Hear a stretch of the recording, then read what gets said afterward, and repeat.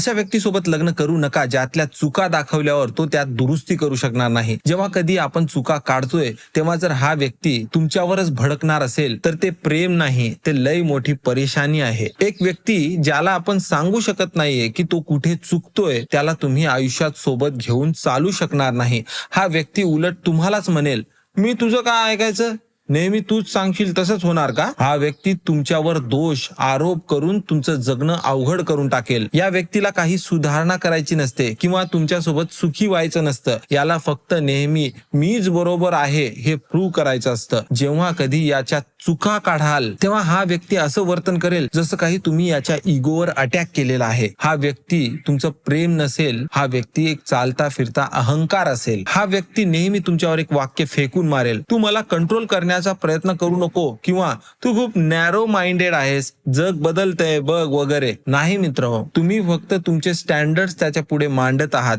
आणि हा व्यक्ती तुमचं न ऐकता त्याची मनमानी करत आहे. लक्षात असू द्या, तुम्ही काही चूक काढताय आणि हा व्यक्ती खूप नाटकं करत असेल ते ह्यामुळे नाही की तुमचं काहीतरी चुकलं, ते ह्यामुळे की त्या व्यक्तीला तुमचं ऐकल्याने तुच्छ फील होतंय. हा व्यक्ती झुकायला तयार नाही. हा व्यक्ती तुम्हाला टॉक्झिक किंवा पुरातन विचाराचा आहे असं म्हणू शकेल, पण खरं तर या व्यक्तीला जबाबदारी घ्यायची नाही, जबाबदारी घ्यायचं याच्या जीवावर आलेला आहे. हा व्यक्ती जर याच्या चुका दुरुस्त करू शकणार नसेल तर त्याच्यावर तुम्ही विश्वास ठेवू शकणार नाही. कारण जेव्हा कधी काही बोलायचं असेल तेव्हा वाद घालून हा व्यक्ती स्वतःच खरं करेल आणि एक रिलेशनशिप अशा व्यक्तीसोबत बनवल्या जाऊ शकणार नाही.